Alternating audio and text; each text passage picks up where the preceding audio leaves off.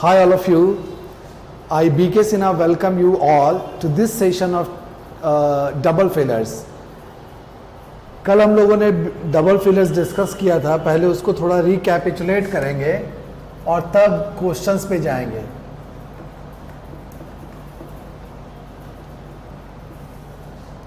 तीन important facts जो कल डिस्कस किए गए थे कि किसी भी फिगर को बनाने के लिए वी नीड 3 इंपॉर्टेंट फैक्टर्स. पहला कॉम्प्रहेंशन, जो दिया गया सेंटेंस है उसको आपको समझना होगा. So comprehension is very important for doing any sort of filler.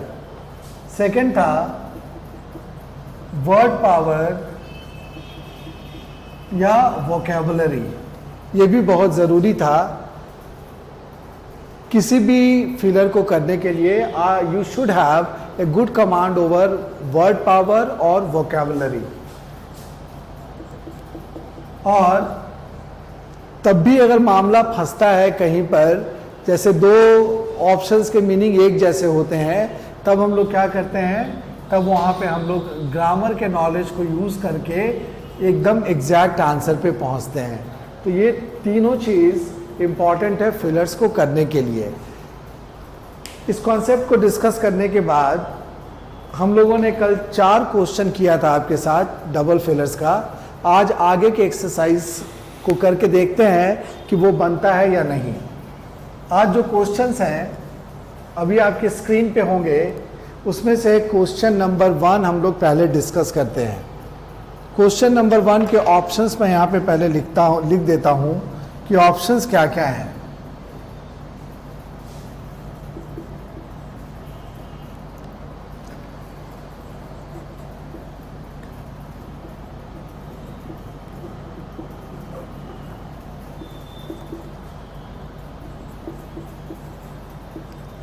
एक चीज़ और, जब आप ये लेक्चर मेरा अटेंड करते हैं तो you should be ready with pen and copy. जो भी वर्ड्स यहाँ पे हैं उसका सबका मीनिंग मैं बताता हूँ, तो अगर कॉपी में नोट करते जाएंगे तो एक अच्छा स्टॉक आपके पास डेवलप कर जाएगा वर्ड का.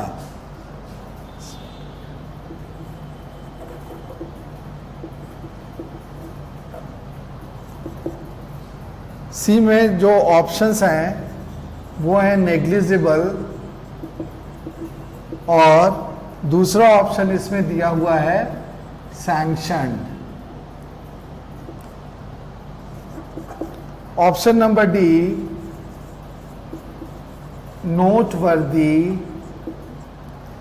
पहला वर्ड नोटवर्दी है और दूसरा वर्ड है इम्प्रूव्ड. ऑप्शन नंबर ई में there are 2 words, one is generous and the other is appreciated. ये वर्ड्स आपको स्क्रीन पे दिख रहे होंगे. अब इसका मीनिंग डिस्कस करते हैं. But before coming to the options, sentence देखते हैं कि सेंटेंस में क्या है. The sentence says his dash contribution to the corona relief fund was dash full stop dash by his staff members. यहाँ पे सेंटेंस में 2 वर्ड हैं. पहला वर्ड है कंट्रीब्यूशन. कंट्रीब्यूशन मीन्स होता है योगदान भी होता है, और दूसरा मीनिंग इसका होता है चंदा. तो यहाँ पर चंदा के सेंस में यूज़ किया गया है. रिलीफ का मतलब आप जानते होंगे राहत. तो उसने जो चंदा दिया कोरोना राहत कोष में, फंड के लिए वर्ड है कोष, उसकी सराहना की गई या उसकी निंदा की गई उनके स्टाफ मेंबर्स के द्वारा. तो सेंटेंस का रफ मीनिंग मेरे सामने यही आता है. अब दो चीज़ इंपॉर्टेंट है यहाँ पे कॉमन सेंस यूज़ करना, कि अगर उसने अच्छा चंदा दिया होगा, अगर अच्छा अमाउंट चंदा में दिया होगा तो उसका अप्रिसिएशन होगा. ठीक है, यानी कि दोनों पॉजिटिव वर्ड्स होंगे. और अगर उसने कम चंदा दिया होगा तो his staff members will criticise him, उसकी निंदा करेंगे. यानी कि ऑप्शन में दोनों निगेटिव वर्ड्स होंगे. तो यहाँ पे देखते हैं कि कौन कौन सा वर्ड है. पहला वर्ड है इसमें मीगर. मीगर मीन्स होता है कम, अल्प के लिए हम लोग वर्ड यूज करते हैं मीगर। जैसे आज के ज़माने में अगर देखा जाए तो 10 रुपया एक मीगर अमाउंट है, बहुत कम है। Next is admire. Admire means होता है प्रशंसा करना। फिर एक वर्ड है यहाँ पे स्पॉन्टेनियस। स्पॉन्टेनियस मीन्स होता है ऑटोमेटिक या स्वतः। ये वाला एग्जाम में बहुत बार आता है वर्ड, और इसके साथ एक और वर्ड हम लोगों को जानना चाहिए और वो है साइमल्टेनियस। ये भी एडजेक्टिव है और स्पॉन्टेनियस भी एक एडजेक्टिव है। स्पॉन्टेनियस को थोड़ा एलिब्रेट करते हैं। सपोज आपसे कोई पूछता है कि कैट की मीनिंग बताओ, आपके मुंह से तुरंत जवाब निकलता है बिल्ली, बिना सोचे समझे हुए, तो आपका आंसर कहा जाता है कि योर आंसर इज स्पॉन्टेनियस।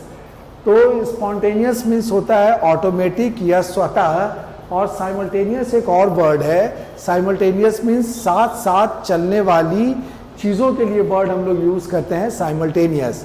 इसका भी एग्जाम्पल है, आजकल ज़्यादातर क्या होता है, स्टूडेंट्स +2 करने के बाद कॉम्पिटिटिव एग्ज़ाम की तैयारी में लग जाते हैं, कॉलेज भी जाते हैं, कॉम्पिटिटिव एग्ज़ाम की तैयारी भी करते हैं। So both these things go on simultaneously, तो वहाँ पर हम लोग इस वर्ड को यूज़ करते हैं।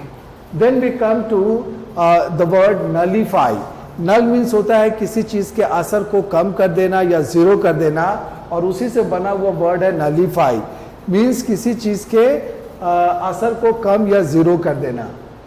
फिर हम लोग आते हैं ऑप्शन नंबर सी में, नेग्लिजिबल। नेग्लिजिबल मीन्स होता है नगण्य या नहीं के बराबर, वहाँ पे हम लोग वर्ड यूज़ करते हैं नेग्लिजिबल।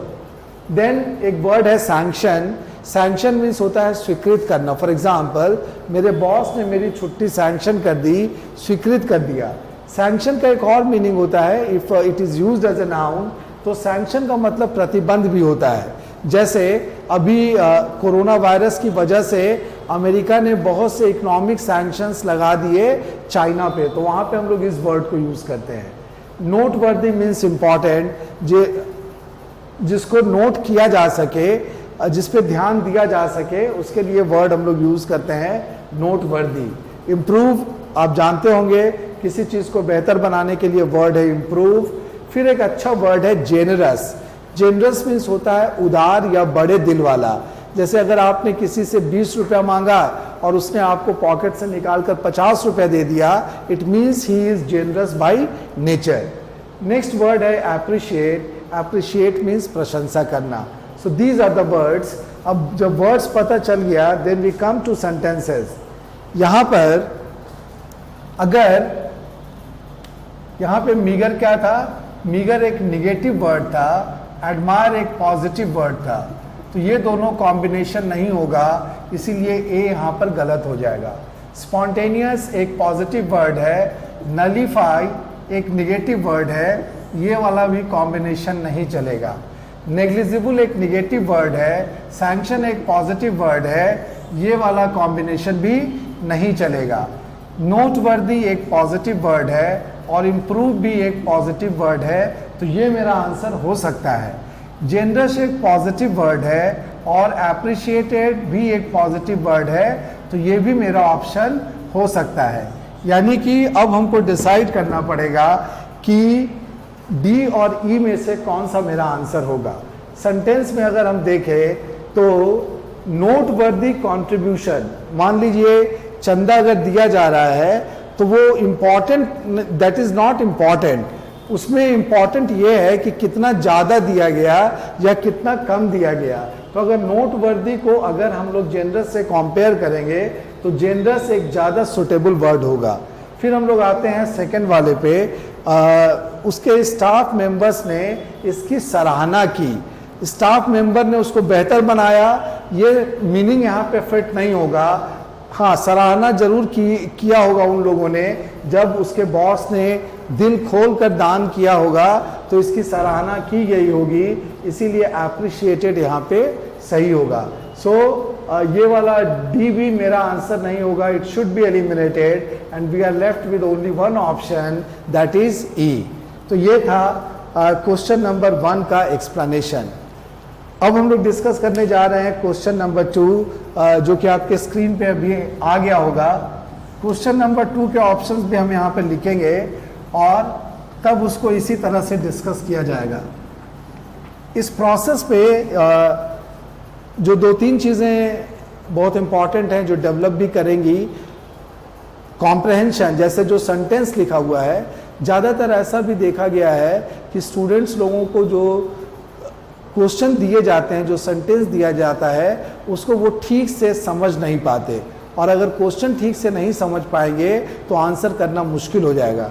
इसीलिए इस पर ध्यान दीजिएगा कि जो सेंटेंस दिया हुआ है क्वेश्चन के रूप में, उसको मैं कैसे एक्सप्लेन करता हूँ, दिस इज़ वेरी इंपॉर्टेंट। और उसके बाद वर्ड्स के मीनिंग क्या है, जो भी वर्ड है उसका हिंदी में भी मीनिंग बताते हैं, और जहाँ पे एप्ट एग्जाम्पल्स होता है, I always try to give you apt examples.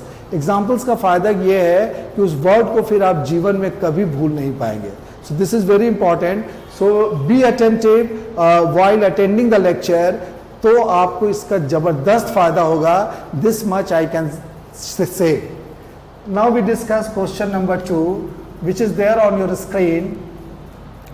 Question 2 है, the present system is dash and needs dash full stop.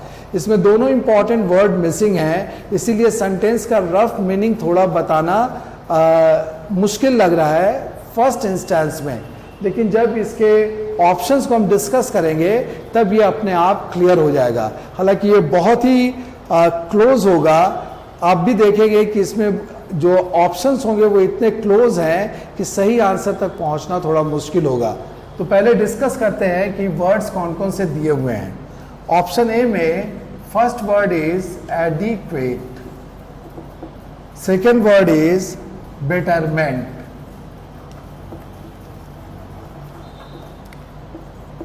B में first word wrong and second word is improve, C में defective और इसका second word है reforming. Option D में पहला word है good और second word is no change. Option number E में एक्सीलेंट और इम्प्रूवमेंट।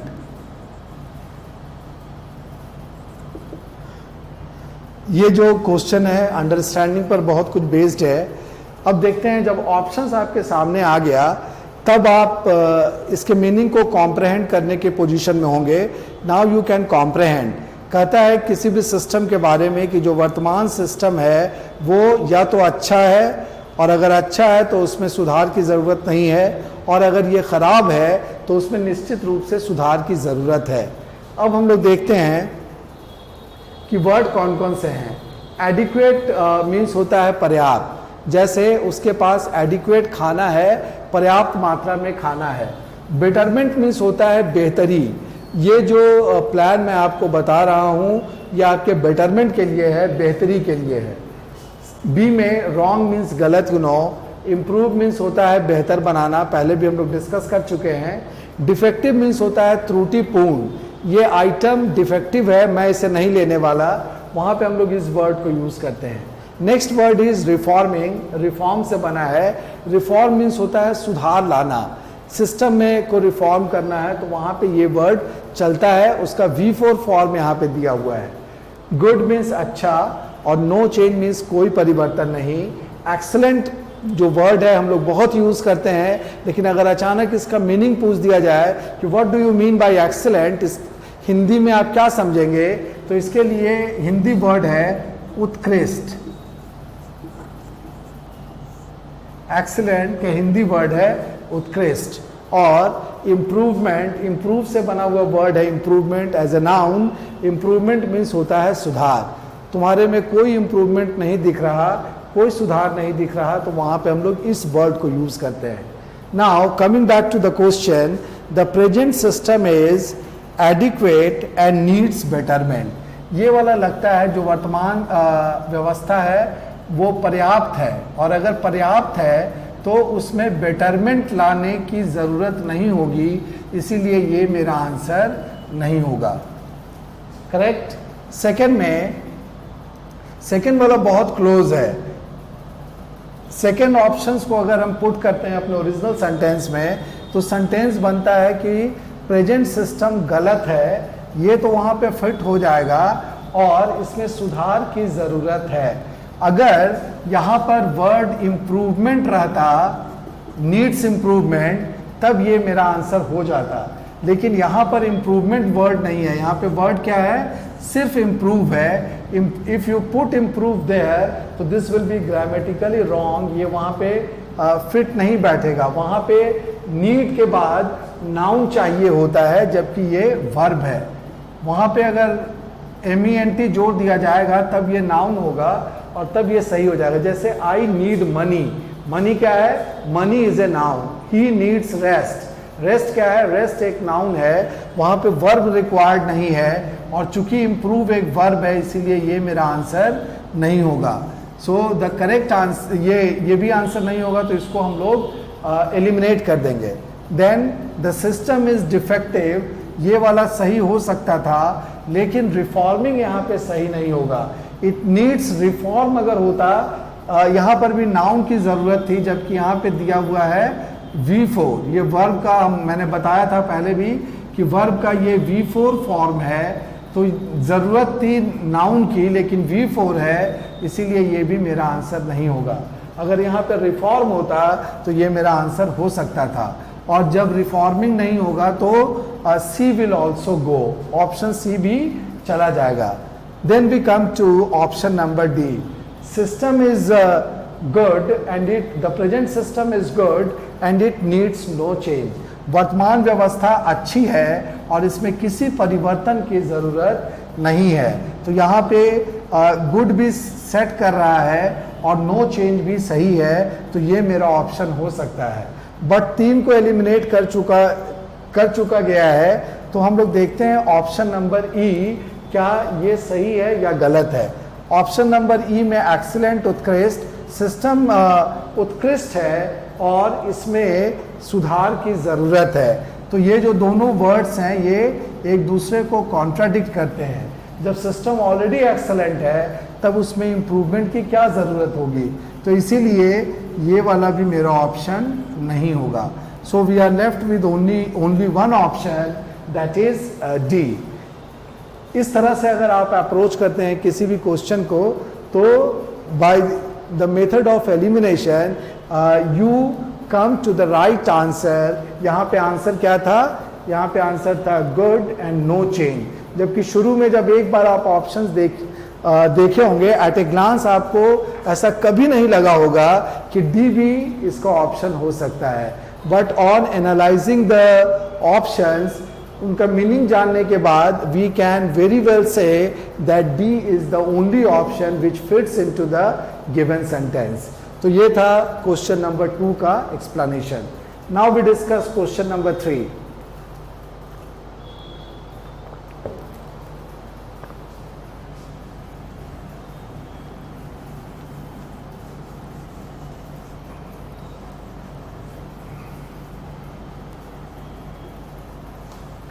क्वेश्चन 3 आपके स्क्रीन पे होगा।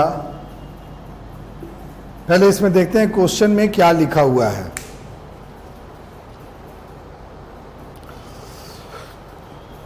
Dash you need a duplicate ration card, you must submit the dash of your residence.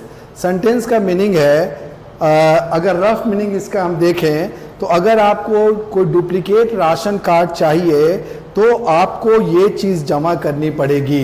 Residence का मतलब होता है आवास, आवास से संबंधित क्या चीज़ जमा करनी पड़ेगी, ये वर्ड यहाँ पे मिसिंग है, जिसको we are going to determine कि ऑप्शन में वो कौन सा वर्ड है जो इसमें फिट होगा।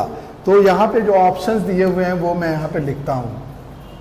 ऑप्शन ए में शुड और proof,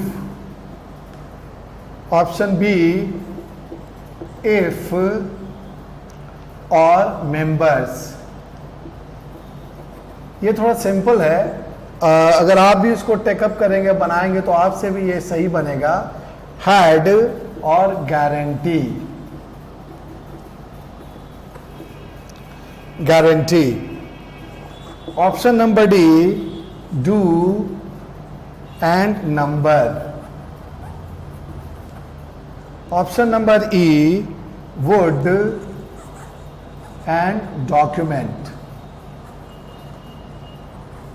These are the options given against question number 3. यहाँ पे एक इम्पॉर्टेंट टेक्निकल चीज़ है जो मैं आपको बताता हूँ. देखिए, अभी तक जो भी ऑप्शंस हम लोगों ने डिस्कस किया, आप देखेंगे या आपके पीडीएफ फाइल में भी होगा कि वो ऑप्शंस जो लिखे गए वो स्मॉल लेटर से लिखे गए थे. जैसे इसके पहले वाले क्वेश्चन को देखें, क्वेश्चन नंबर 2 को, तो जो ऑप्शन है एडिक्वेट और बेटर दोनों ही स्मॉल लेटर से लिखे गए थे. जबकि यहाँ पे आप देखेंगे तो क्वेश्चन नंबर 3 के जो भी ऑप्शंस हैं पहले वाले वो सब कैपिटल लेटर से लिखे गए हैं, दिस यू नोटिस. और दूसरा वाला जो वर्ड है वो सब स्मॉल लेटर से लिखा गया है. ऐसा क्यों हुआ इसको बता देता हूँ, आगे भी ध्यान रखिएगा, कभी इसकी ज़रूरत अगर हो सकता है कि कभी पड़े. इसके पीछे लॉजिक ये है कि जब ब्लैंक सेंटेंस के बीच में होता है तो उसमें जो भी वर्ड फिलअप किए जाते हैं वो स्मॉल लेटर से शुरू होते हैं. इसीलिए वो ऑप्शंस जो दिए गए थे वो सब स्मॉल लेटर्स में थे. यहाँ पर थोड़ा डिफरेंट है. यहाँ पे सेंटेंस का जो पहला वर्ड है, the very first word is missing in the sentence, और इसीलिए यहाँ पर पहले वर्ड के लिए जो ऑप्शंस दिए गए हैं वो सब कैपिटल लेटर से लिखे गए हैं. So this is the logic behind this. Hope you must have understood it well. Now we discuss the options. Should का मतलब चाहिए, इफ का मतलब अगर, हैड का मतलब ये हम लोग यूज करते हैं हैज, हैव, हैड. उसका ये पास्ट टेंस है और टेंस में हम लोग इसको यूज करते हैं. डू का मतलब करना भी होता है, और how do you do question के लिए भी हम लोग यूज करते हैं डू और डस को. फिर वुड विल का पास्ट टेंस है. ये मोडल एक मोडाल है. सबका मीनिंग आपको पता होगा. यहाँ पे प्रूफ मीन्स होता है सबूत या साक्ष्य. मेंबर यू नो सदस्य. गारंटी के लिए हिंदी वर्ड भी गारंटी ही है. नंबर संख्या, और डॉक्यूमेंट का मतलब होता है दस्तावेज या कागजात. So these are the words given in your option. Now I come back to the question. Question कहता है कि अगर आपको एक डुप्लीकेट राशन कार्ड की ज़रूरत है तब आपको जमा करना पड़ेगा. क्या जमा करना पड़ेगा? अपने आवास से संबंधित. तो आवास से संबंधित क्या चीज़ जमा करनी पड़ेगी, हम पहले यहाँ पे डिस्कस करते हैं ऑप्शन नंबर 2 को. तो बहुत कुछ एलिमिनेट हो जाएगा. क्वेश्चन में जो एक वर्ड दिया गया है सबमिट, इसके बारे में भी मैं आपको बता देता हूँ. सबमिट मीन्स भी होता है जमा करना, और डिपॉजिट मीन्स भी होता है जमा करना. कई बार हम लोग कंफ्यूज करते हैं और दोनों वर्ड को गलत यूज कर देते हैं. सबमिट जो होता है वो कागज पत्र को जमा करना. जैसे अगर आपको आवेदन पत्र जमा करना है तो you need to use this word submit. और अगर पैसा जमा करना है, कैश जमा करना है, तब आपको ये वाला वर्ड यूज करना चाहिए डिपॉजिट. तो ऑप्शन के हिसाब से मैंने बताया कि सेंटेंस में जो वर्ड है सबमिट, उसका मीनिंग होता है जमा करना. अब देखते हैं. You must submit the dash of your residence. Proof of your residence ये जरूरी है. ये मेरा आंसर हो सकता है. आवास का प्रमाण पत्र आपको जमा करना पड़ेगा, ये मेरा आंसर हो सकता है. रेसिडेंस के मेंबर्स को जमा करना पड़ेगा, तो मेंबर्स तो जमा होंगे नहीं, इसीलिए ये मेरा ऑप्शन नहीं होगा. और जब मेंबर्स नहीं होगा तो ऑप्शन नंबर बी चला जाएगा. Then we come to this guarantee of residence. तो राशन कार्ड लेने के लिए घर की गारंटी, ये भी लॉजिकल नहीं है. तो this word will not fit in the blank. तो ऑप्शन नंबर सी भी एलिमिनेट हो जाएगा. Then we come to option number D. यहाँ पे नंबर है, तो नंबर हो सकता है कि आपको अपने रेसिडेंस का नंबर जमा करना पड़ेगा. तो इसको हम लोग कंसीडर करेंगे कि शायद ये हो सकता है। उसके बाद डॉक्यूमेंट, रेसिडेंस का डॉक्यूमेंट, तो रेसिडेंस का डॉक्यूमेंट किसके पास होगा? रेसिडेंस का डॉक्यूमेंट होगा जिसका मकान है उसी के पास होगा। अगर आप वहाँ पे रह रहे हैं तो आपके पास डॉक्यूमेंट नहीं होगा। This is point number 1। Second point ये इंपॉर्टेंट है कि राशन कार्ड लेने के लिए कोई भी आदमी अपने घर का पूरा कागज पत्तर ऑफिस में जमा नहीं करेगा। सो दिस इज नॉट लॉजिकल, और इसीलिए डॉक्यूमेंट भी यहाँ पे सही वर्ड नहीं है, तो हम लोग ई को भी एलिमिनेट कर देंगे। अब 2 ऑप्शन बचा मेरे पास, ए और डी। इसमें अगर हम देखें कि घर का आवास का प्रमाण पत्र ज़्यादा इंपॉर्टेंट है या आवास का नंबर, सिर्फ नंबर देने से तो काम चलता नहीं है, वहाँ पे कुछ उसका फोटो कॉपी या सर्टिफाइड कॉपी भी जमा करनी पड़ेगी। तो इसीलिए number is not that logical, इसीलिए डी मेरा ऑप्शन नहीं होगा। So we are left with only 1 option, that is A, should and proof. अगर आपको डुप्लीकेट राशन कार्ड चाहिए तो अपने आवास का प्रमाण पत्र आपको जमा करना पड़ेगा। So the answer is A. तो ये था आंसर क्वेश्चन नंबर 3 का explanation. Now we are going to discuss question number 4।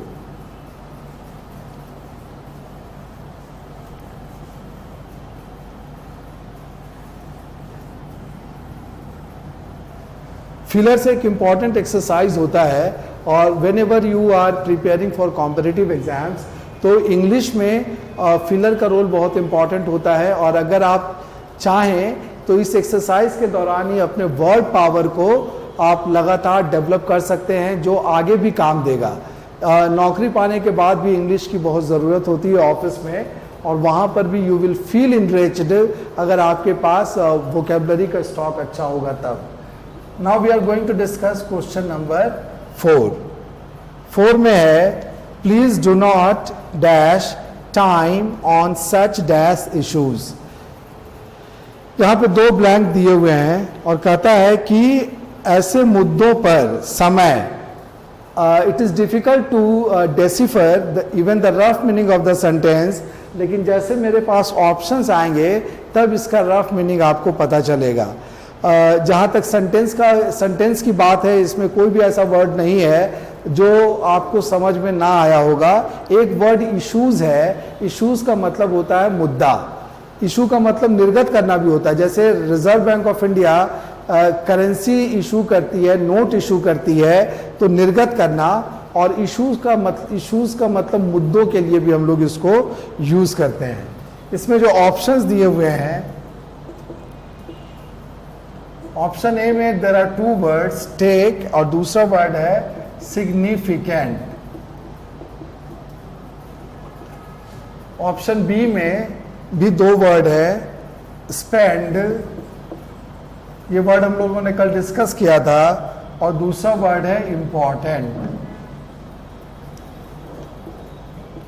C is take and whiter. D में जो 2 वर्ड्स हैं, पहला है वेस्ट और फिर वर्ड है ट्रिवियल। ये थोड़ा अनकॉमन वर्ड है, इस शायद नहीं पता होगा। ई में देयर आर 2 वर्ड्स, सिंक्रोनाइज, और दूसरा वर्ड है इनसिग्निफिकेंट। सिग्निफिकेंट का अपोजिट वर्ड भी यहीं पे दिया गया है, insignificant. So these are the options before you. अब ऑप्शन नंबर ए में 2 वर्ड है, टेक मीन्स आप जानते हैं लेना, सिग्निफिकेंट मीन्स होता है महत्वपूर्ण, इंपॉर्टेंट के लिए हम लोग इस वर्ड को यूज करते हैं। जैसे इस केस में ये सिग्निफिकेंट डेवलपमेंट हुआ, महत्वपूर्ण प्रगति हुई, वहाँ पे हम लोग इस वर्ड को यूज करते हैं। स्पेंड हम लोगों ने कल डिस्कस किया, स्पेंड का मतलब बिताना, I want to spend some time with you, और स्पेंड का मतलब खर्च करना भी होता है, he spent a lot of money, वहाँ पे हम लोग इसको यूज़ करते हैं। इम्पॉर्टेंट का मतलब महत्वपूर्ण, जैसे अगर आप स्टूडेंट हैं तो पढ़ाई आपके लिए इम्पॉर्टेंट है, वहाँ पे हम लोग इस वर्ड को यूज़ करते हैं। फिर आ गया टेक, टेक मीन्स लेना, वाइटल मीन्स भी होता है इम्पॉर्टेंट, लेकिन इसको हम लोग यूज़ करते हैं वाइटल इंफॉर्मेशन, महत्वपूर्ण सूचना मुझे मिली है, वहाँ पे हम लोग इस वर्ड को यूज़ करते हैं वाइटल। या कभी कभी पुलिस यूज़ करती है कि इस केस में महत्वपूर्ण सुराग मिला है, तो वाइटल क्लू, सुराग के लिए क्या वर्ड यूज़ करते हैं हम लोग? क्लू, सुराग, वाइटल क्लू। वेस्ट मीन्स होता है बर्बाद करना, जैसे don't waste time, don't waste money.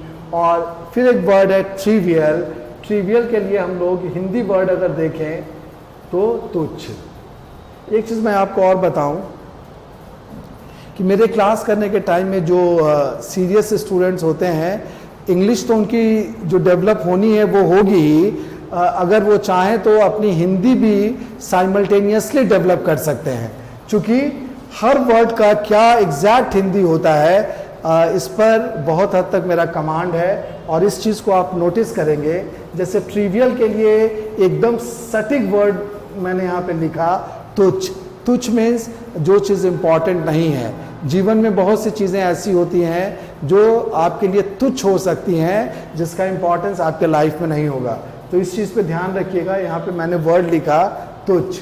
फिर एक वर्ड है सिंक्रोनाइज। सिंक्रोनाइज का मतलब होता है ताल से ताल मिलाना, वहाँ पर हम लोग वर्ड यूज़ करते हैं सिंक्रोनाइज, मतलब ठीक समय पर होने के लिए वर्ड यूज़ किया जाता है सिंक्रोनाइज। इसको एक एग्जाम्पल से एक्सप्लेन किया जा सकता है, जैसे जब कोई बैंड बजता है या ऑर्केस्ट्रा हम सुनते हैं, तो वहाँ पे क्या होता है, बहुत साज रहता है, there are a number of musical instruments, लेकिन वो जब बजते हैं तो सिंक्रोनाइज्ड वे में बजते हैं, एक का ताल दूसरे से मिला हुआ होता है, then only music is produced, और तभी म्यूजिक बनता है, और नहीं तो क्या होगा, नहीं तो वो शोर शराबा हो जाएगा। तो वहाँ पे हम लोग वर्ड यूज़ करते हैं synchronise.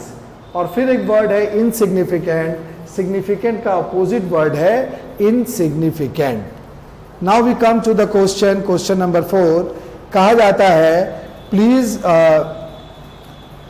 Please do not time on such issues. अब देखते हैं, please do not take time on significant issues. तो मान लीजिए टेक, अगर हालांकि टाइम के लिए टेक वर्ड सही है, लेकिन ये सेंटेंस मीनिंगफुल है क्या कि महत्वपूर्ण मुद्दों पर समय मत लीजिए। ऐसा तो नहीं है, जो महत्वपूर्ण है तो उसमें आपको समय देना ही पड़ेगा। तो इसीलिए ये दोनों एक दूसरे को कॉन्ट्राडिक्ट करने वाले वर्ड्स हैं, इसीलिए ए मेरा आंसर नहीं होगा। Then question number 2, option number 2, please don't spend time on important issues. जो महत्वपूर्ण मुद्दे हैं उन पर समय मत बिताइए या उन पर समय मत खर्च कीजिए। Is it logical? अगर हम मान लीजिए बी को टिक करेंगे तो क्या ये लॉजिकल होगा? बिल्कुल भी नहीं, क्योंकि ये दोनों वर्ड एक दूसरे के कॉन्ट्राडिक्टरी हैं। So B should not be the answer. One thing I would like to elaborate here, double fillers में कई बार ऐसा होता है, जैसे इस पर्टिकुलर केस में अगर आप देखेंगे तो टेक आपको सही लगेगा, स्पेंड सही लगेगा, लेकिन जैसे ही आप दूसरा वर्ड उस सेंटेंस में फिलअप करते हैं तब क्या होता है, अर्थ का अनर्थ हो जाता है। इस चीज़ पे हमेशा ध्यान रखिएगा। जैसे जो भी ऑप्शन आपको लगता है कि फिट हो सकता है, तो फिट करने के बाद this is my sincere advice to all of you, एक बार सेंटेंस को जरूर पढ़ लीजिएगा कि वो सेंटेंस मीनिंगफुल बना या नहीं बना, या उसमें अर्थ का अनर्थ हो गया। तो इसीलिए बी भी मेरा आंसर नहीं होगा। टेक यहाँ पे चल सकता है, लेकिन फिर अगर वाइटल इश्यूज है तो ये दोनों वर्ड एक दूसरे को यहाँ पे कॉन्ट्राडिक्ट कर रहे हैं। सो सी भी मेरा आंसर नहीं होगा। Then we come to option number D. Don't waste, please don't waste time on such trivial issues.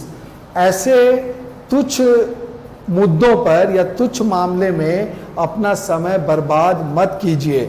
तो ये सेंटेंस मीनिंगफुल है। जो मुद्दे महत्वपूर्ण नहीं है उस पर समय बर्बाद करना एक बेकार चीज है, it should not be done. तो ये दोनों सही लग रहा है, वेस्ट भी सही वर्ड है और ट्रिवियल भी यहाँ पे सही वर्ड है, तो डी मेरा ऑप्शन हो सकता है। Then we come to the last option, synchronise और इनसिग्निफिकेंट। यहाँ पे देखते हैं, please do not synchronise time on such insignificant issues.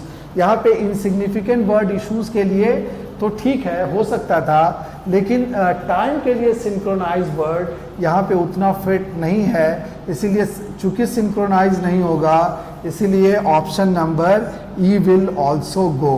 So we are left with only one option, that is D. Clear?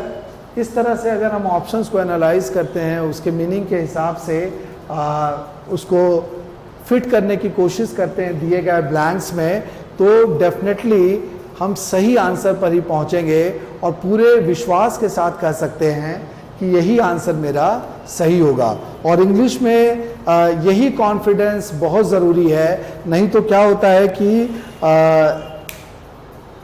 30 questions में से हम 28 questions करके आते हैं, लेकिन जब रिजल्ट आता है तो नंबर उसमें आता है 5 और 6। क्यों?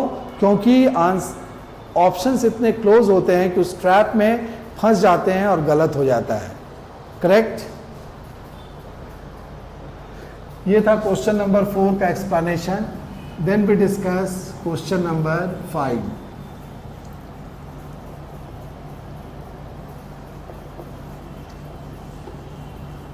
ये जो क्वेश्चंस हैं बैंक एग्जाम में पूछे गए क्वेश्चन है। जैसा कि कल बताया था कि आपको नंबर ऑफ ऑप्शन से पता चल जाएगा कि ये बैंक का क्वेश्चन है या एसएससी का क्वेश्चन है। चूंकि नंबर ऑफ ऑप्शंस 5 हैं, इसीलिए ये बैंक के क्वेश्चंस हैं। Now we come to question number 5। आपके स्क्रीन पे ये क्वेश्चन होगा। क्वेश्चन है, a dull student sometimes gets dash marks then does a dash student. यहाँ पे कंपैरिजन किया गया है एक डल स्टूडेंट का, तो डेफिनेटली जब कंपैरिजन किया गया होगा तो डल स्टूडेंट का कंपैरिजन किसी अच्छे स्टूडेंट से किया गया होगा, वो अभी हम लोग डिसाइड करेंगे ऑप्शंस में। ठीक है? यहाँ पे एक डल का मतलब होता है कमजोर, पढ़ाई लिखाई में जो कमजोर होता है उसको हम लोग कहते हैं डल। Options are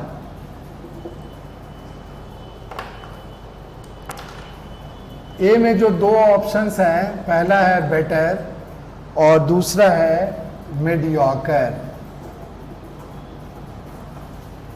option number B जो दिया हुआ है good and better.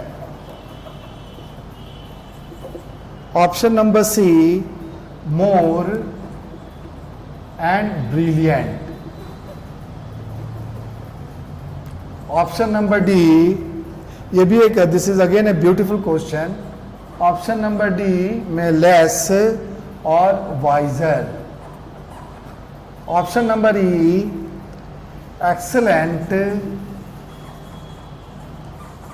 And brilliant. These are the options. Now let us discuss the meaning of the given words. Better means होता है good का comparative degree है better, means बेहतर। mediocre एक अच्छा word है, mediocre means average। जैसे वो mediocre student है, इसका मतलब वो औसत दर्जे का छात्र है। सेकेंड वर्ड good का मतलब अच्छा और better means बेहतर।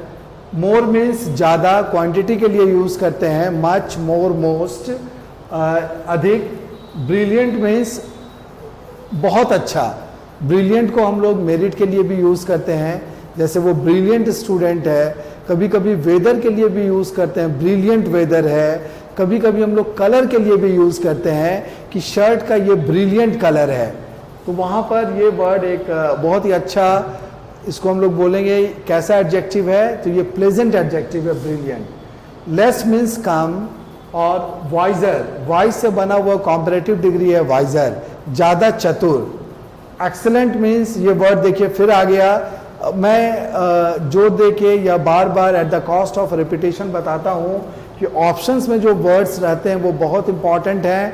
कभी भी घूम फिर कर किसी एग्जाम में किसी क्वेश्चन में ये आ सकते हैं। अभी हम लोगों ने डिस्कस किया था एक्सीलेंट मीनिंग, एक बार फिर यहाँ पे लिखता हूँ, उत्कृष्ट, और ब्रिलियंट का मतलब शानदार या बहुत मेधावी, उसके लिए वर्ड हम लोग यूज़ करते हैं ब्रिलियंट।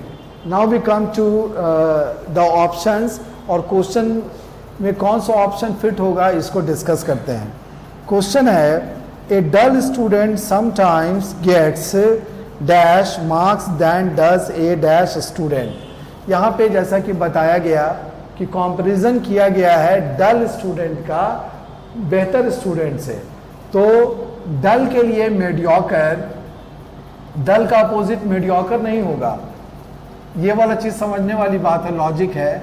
एक अगर ये पॉइंट है, एक एक्सट्रीम ये है, और दूसरा इसका कंपैरिजन किससे किया जाएगा? इसके दूसरे एक्सट्रीम से, बीच वाले से इसका कंपैरिजन नहीं होगा।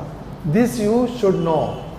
तो डल है यानी कि वो इस साइड में है, तो बीच वाले से इसका कंपैरिजन नहीं होगा, इसका कंपैरिजन एक्सट्रीम वाले से होगा।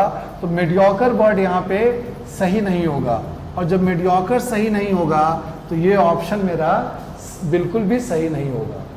Then we come to second, यहाँ पर फिर बेटर है। बेटर क्या है? अगर बेस्ट होता तो हम लोग इसको कंसीडर कर सकते थे, बट बेटर भी बीच वाला मामला है, इसीलिए ये भी मेरा ऑप्शन नहीं होगा। और ये जब ऑप्शन नहीं होगा तो बी भी यहाँ पे करेक्ट नहीं होगा। Then we come to third, यहाँ पर डल स्टूडेंट की तुलना ब्रिलियंट स्टूडेंट से की जा सकती है, क्योंकि ये दोनों एक्सट्रीम है, तो इसीलिए ये वाला वर्ड यहाँ पे चल सकता है, तो सी को हम लोग कंसीडर करेंगे। फिर वाइजर बीच वाला मामला है, इसीलिए ये भी मेरा आंसर नहीं होगा। बीच वाला कैसे है? Wise, wiser, wisest. अगर यहाँ पे वाइजेस्ट रहता तो हम लोग इसको कंसीडर कर सकते थे। यहाँ पे ब्रिलियंट है, तो ये मेरा आंसर हो सकता है। So by applying this common sense we have been able to eliminate 30% और 60% of the options.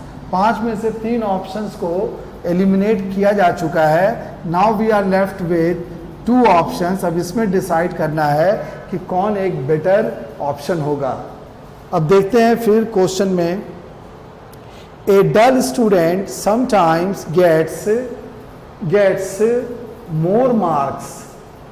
More marks यहाँ पे हो सकता है, लेकिन एक्सीलेंट मार्क यहाँ पे एक्सीलेंट मार्क्स नहीं होगा, और इसीलिए ई मेरा आंसर नहीं होगा। So we are left with only 1 option. लेकिन यहाँ पर अभी मैं ये भी जानता हूँ कि जब मैं क्लास लेता हूँ तो मेरे बच्चों के मन में क्या क्या बातें चलती रहती हैं, that I am able to know. अभी आपके दिमाग में ये चल रहा होगा कि सर मोर को टिक करके और इस ऑप्शन को सही बता दिए, और एक्सीलेंट को गलत करके इस ऑप्शन को ड्रॉप कर दिए, तो ये भी तो बताइए कि मोर यहाँ पे क्यों हुआ और एक्सीलेंट क्यों नहीं हुआ। तो हाँ, इसका भी एक्सप्लेनेशन है। If you go into the sentence, आप देखिएगा कि यहाँ पे वर्ड है दैन, और दैन जब भी रहता है तो कॉम्परेटिव डिग्री वाले सेंटेंस में ही रहता है। कॉम्परेटिव डिग्री एडजेक्टिव के बाद हम लोग दैन को यूज़ करते हैं। तो मोर और एक्सीलेंट की अगर बात करें तो मोर क्या है? मोर एक कॉम्परेटिव डिग्री एडजेक्टिव है, इसीलिए ये यहाँ पे सही है। और एक्सीलेंट चूंकि एक पॉजिटिव डिग्री एडजेक्टिव है, इसीलिए ये यहाँ पर फिट नहीं होगा। तो इसीलिए इसमें कोई भी डाउट की गुंजाइश नहीं है। यहाँ पे डेफिनेटली ऑप्शन नंबर सी ही मेरा सही आंसर होगा। तो ये था एक्सप्लेनेशन क्वेश्चन नंबर 5 का। Hope you must have receive this explanation very well, और आपके मन में एक पैसे का भी संदेह नहीं हुआ होगा। अगर तब भी कोई डाउट रहता है तो you are always welcome to write the comments कि सर यहाँ पे थोड़ा सा डाउट था, आप इसको क्लैरिफाई कर दीजिए। Proper care will be taken of your comments, और हम लोग जहाँ तक होगा आपके मन में जो भी डाउट्स है उसको ज़रूर दूर करने की कोशिश करेंगे। Now we are coming to the last question of today session. छठा क्वेश्चन आपके सामने स्क्रीन पे होगा और इसमें अच्छे वर्ड्स हैं ऑप्शंस में। आप अपने कॉपी और पेन के साथ तैयार हो जाइए, क्योंकि कुछ अच्छे वर्ड्स आपको जानने को मिलेंगे। इसमें जो वर्ड्स है, ऑप्शन नंबर ए को, दूसरा वर्ड है कर्टियस,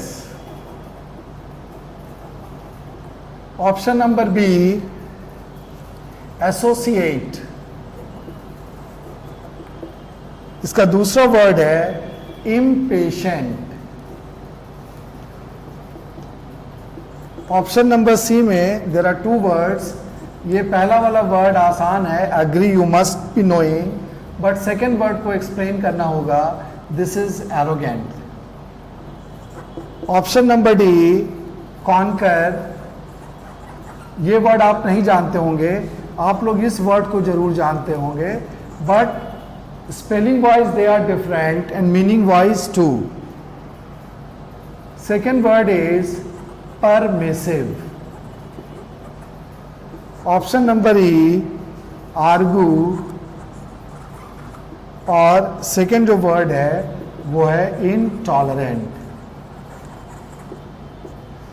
कभी कभी ऐसा भी होता है कि एक ही क्वेश्चन में इतने अच्छे अच्छे वर्ड्स होते हैं कि अगर एग्जाम का सीन है तो वहाँ पे डर भी लग जाता है, but if you are in the learning process you will be very happy to deal with such questions, क्योंकि आपको एक ही क्वेश्चन में कम से कम अभी 7 अच्छे वर्ड्स जानने को मिलेंगे।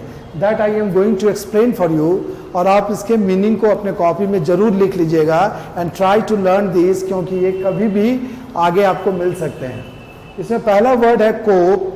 कोप का मतलब होता है सामना करना और फेस करना, उसके लिए हम लोग वर्ड यूज करते हैं cope. For example, you should be ready to cope with the difficulties और स्ट्रगल ऑफ योर लाइफ। आपको अपने आप को तैयार करना चाहिए जीवन के संघर्ष का सामना करने के लिए। तो सामना करने के लिए वर्ड हम लोग यूज करते हैं cope. Second word is courteous. Courteous means होता है विनम्र। जैसे Amitabh Bachchan is a very courteous man. आप देखते होंगे कौन बनेगा करोड़पति में, अमिताभ बच्चन दूसरों के साथ कैसा बिहेव करते हैं। तो कर्टियस मीन्स होता है विनम्र। फिर एक वर्ड है एसोसिएट। एसोसिएट एक नाउन भी है और एसोसिएट एक वर्ब भी है। एसोसिएट का मतलब होता है जोड़ना। जैसे I want to associate myself with my students, मैं अपने आप को अपने स्टूडेंट्स के साथ जोड़ना चाहता हूँ, तो वहाँ पे हम लोग वर्ड यूज़ करते हैं एसोसिएट। एसोसिएट का दूसरा मीनिंग भी होता है साथी के लिए। जैसे he is my business associate, मेरे साथ बिजनेस में वो है, इसीलिए he is my business associate. फिर एक वर्ड है इम्पेशेंट। हम लोग वर्ड जानते हैं पेशेंट। पेशेंट मीन्स होता है बीमार। दिस इज वेरी कॉमन, ये कोई भी जानता होगा। फिर एक वर्ड हम लोग जानते हैं पेशेंस। पेशेंस मीन्स होता है धैर्य, और इसी से वर्ड बनता है पेशेंट। धैर्यवान के लिए वर्ड यूज किया जाता है पेशेंट। पेशेंट के लिए कौन सा वर्ड यूज करेंगे? धैर्यवान। और इसी का अपोजिट वर्ड है इम्पेशेंट। इम्पेशेंट, इम्पेशेंट के लिए आपके दिमाग में आ रहा होगा कि देखते हैं सर धैर्यवान का अपोजिट वर्ड क्या बनाते हैं। तो अगर ठीक से नहीं पता होगा तो उसके लिए वर्ड हम लोग यूज कर देंगे धैर्यहीन। लेकिन धैर्यहीन वर्ड उतना करेंसी में नहीं है। इम्पेशेंट के लिए वर्ड होगा अधीर। कभी कभी हम लोग इम्पेशेंट हो जाते हैं किसी चीज़ को पाने के लिए, तो वहाँ पे वर्ड हम लोग यूज़ करते हैं अधीर। तो ये था पेशेंस से बना हुआ वर्ड्स, जो 3-4 वर्ड आपके लिए डिस्कस किया गया। तो यहाँ पे इम्पेशेंट वर्ड है मीन्स अधीर। Then we come to option number C. इसमें पहला वर्ड है एग्री। एग्री मीन्स होता है सहमत होना। जैसे इस पॉइंट पर मैं आपसे एग्री करता हूँ, सहमत होता हूँ। Next word is arrogant. Arrogant means होता है अहंकारी। एक वर्ड होता है प्राउड। प्राउड को हम लोग कुछ हद तक पॉजिटिव सेंस में भी यूज करते हैं, but arrogant is an unpleasant adjective. जो लोग एरोगेंट होते हैं सोसाइटी में उन्हें पसंद नहीं किया जाता, तो वहाँ पे हम लोग इस वर्ड को यूज़ करते हैं।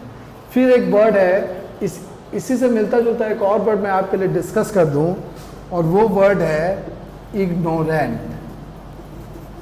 Ignorant is again an adjective. अज्ञानी जो व्यक्ति होता है उसके लिए वर्ड हम लोग यूज करते हैं इग्नोरेंट। तो arrogant and ignorant is a pair of confusing words. Arrogant और इग्नोरेंट देखने में एक जैसे लगते हैं, but meaning wise they are different. फिर एक वर्ड है कॉन्कर। मैंने कहा था कि ये वर्ड शायद आप नहीं जानते होंगे, बट ये वाला वर्ड आप लोग जानते होंगे।